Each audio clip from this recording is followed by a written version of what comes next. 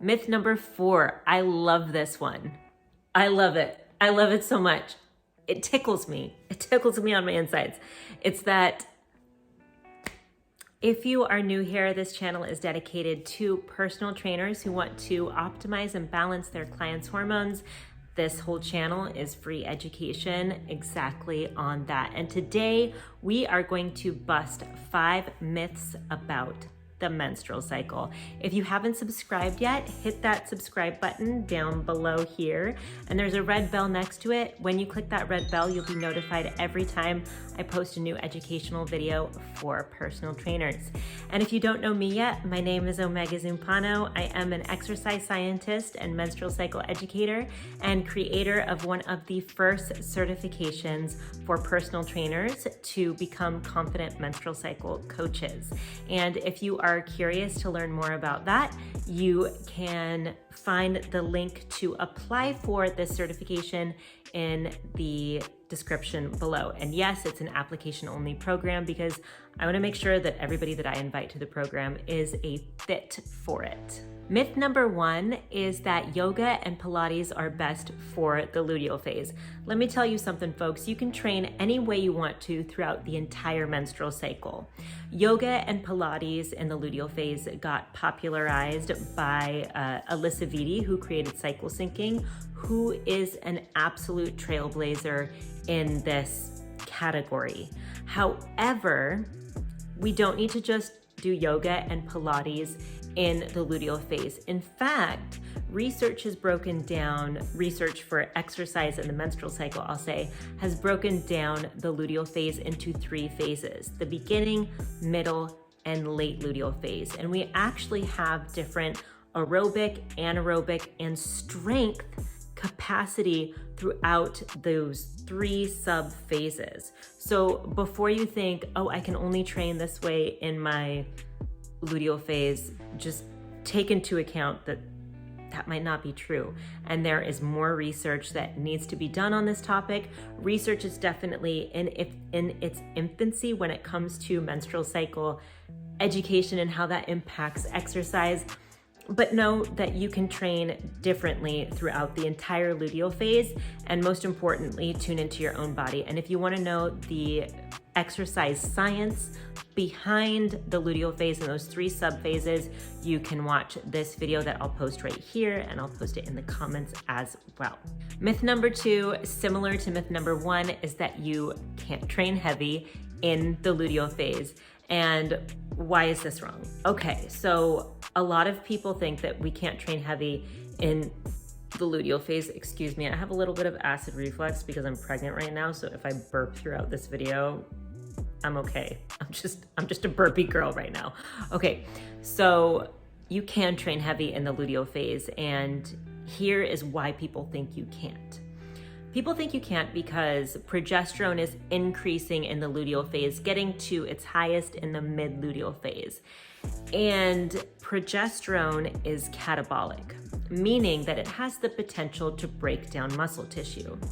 Now, people think that you can't train heavy in the luteal phase because this myth has been popularized that yoga and Pilates are best for the luteal phase. And while that might be true for some people, it's not true for everybody. Obviously, you can still strength train in the luteal phase and train heavy in the luteal phase.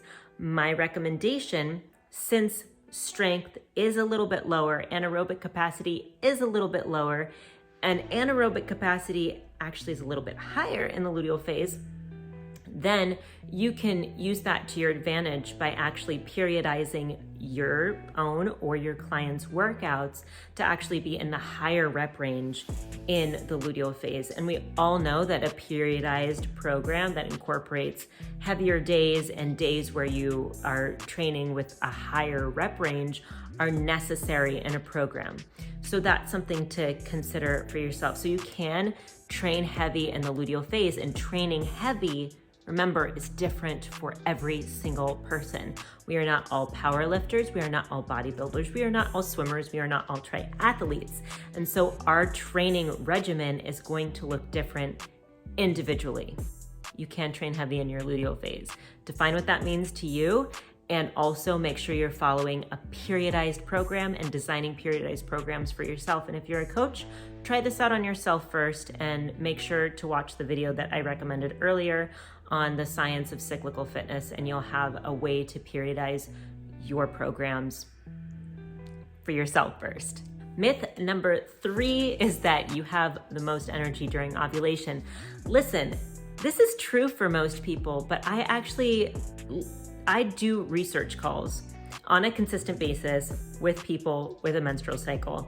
And what I'd say about 30% of people say is that they feel shittier in their ovulatory phase. So they feel more inflammation, they feel more irritated, and they feel, some people have pain with ovulation too, which is a totally different topic.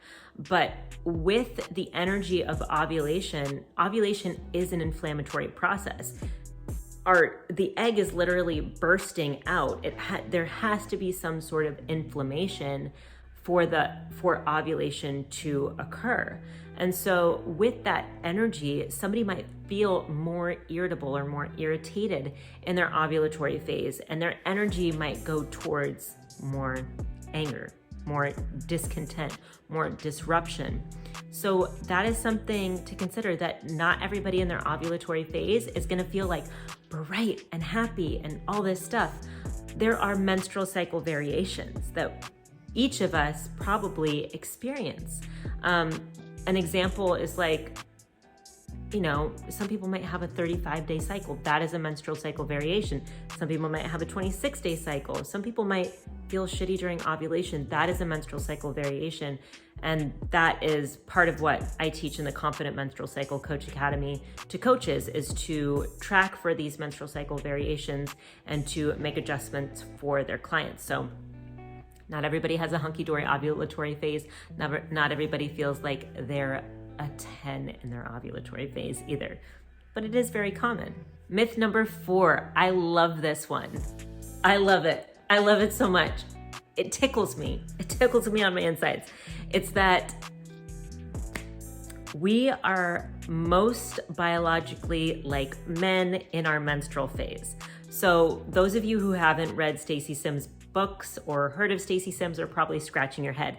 Stacy Sims is a hormone researcher, and she is a phenomenal writer and coach.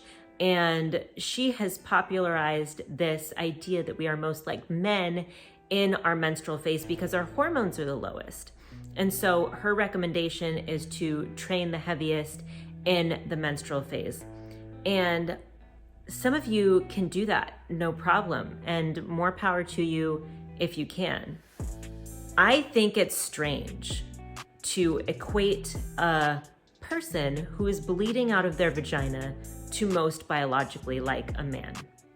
The reality is that the majority of us who aren't triathletes, who Stacy Sims mostly coaches, the majority of us experience some sort of menstrual cycle discomfort, be it cramps or fatigue if you have low iron, or painful periods that you're working to address. We are not most biologically like a man when we're bleeding out of our vagina. That is not true. And if you train like a man in your menstrual phase, I don't really even know what that means, but I'm just gonna bust that myth that we are not most like a man in our menstrual phase, even though our hormones are lowest in our menstrual phase. That is when we release the egg, and that's when egg maturation starts at the end of our menstrual phase. So I just don't believe that's true, and I believe training should change in the menstrual phase. A lot of people say that they have more energy in the menstrual phase. That's great. If you are training for something, you should definitely take advantage of that.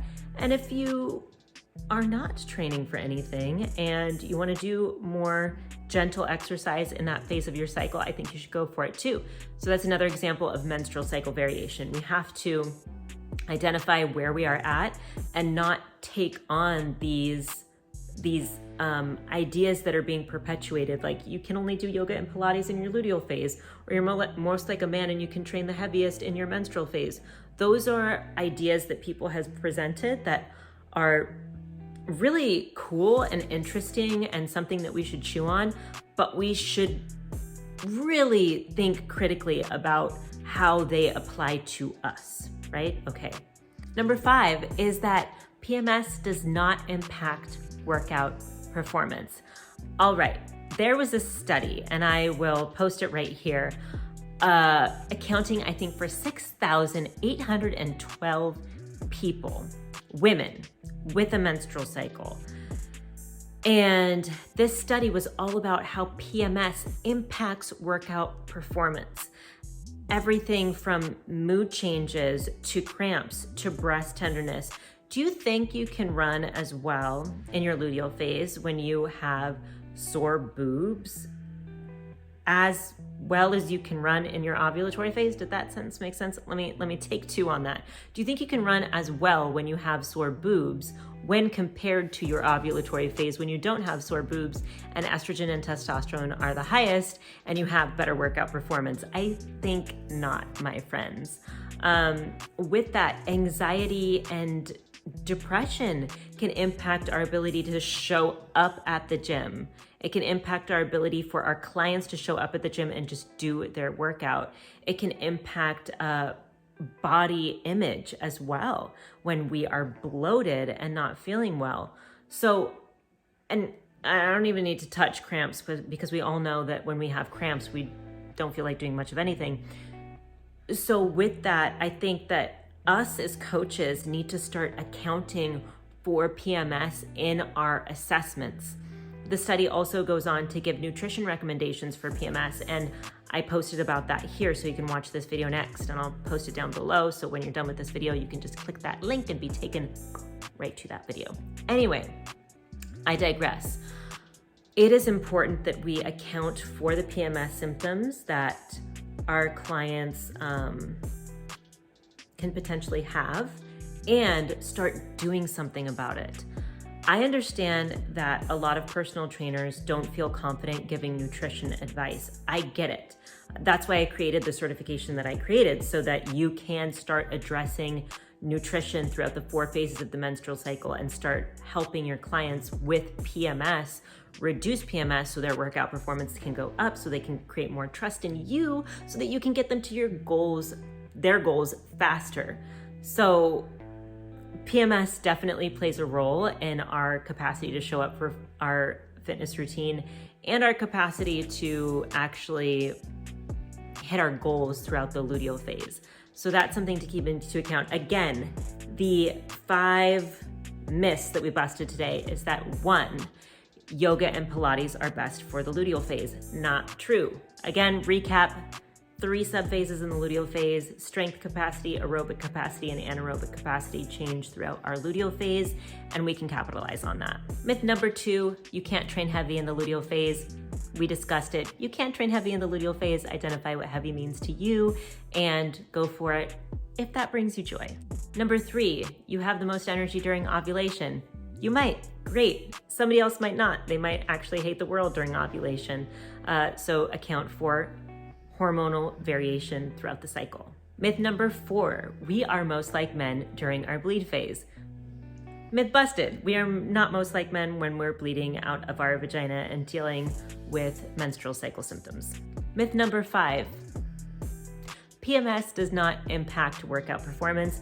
It absolutely does, and there was a study on it, and you can read it if you want. Thank you so much for joining me. If you are a personal trainer that wants to know how to optimize and balance not only your own hormones, but your clients' hormones as well, so that you can impact more women more effectively, go ahead and apply for the Confident Menstrual Cycle Coach Academy. The link to apply is below this video. And if you have yet to subscribe, make sure to hit that red button somewhere below this video as well, and click the bell to be notified every time I post a new video for personal trainers about hormone optimization. Make sure to give this video a like Leave me a comment down below telling me what your biggest takeaway was from this video. I love hearing from you. I love what you share with me, and I will talk to you in the next video.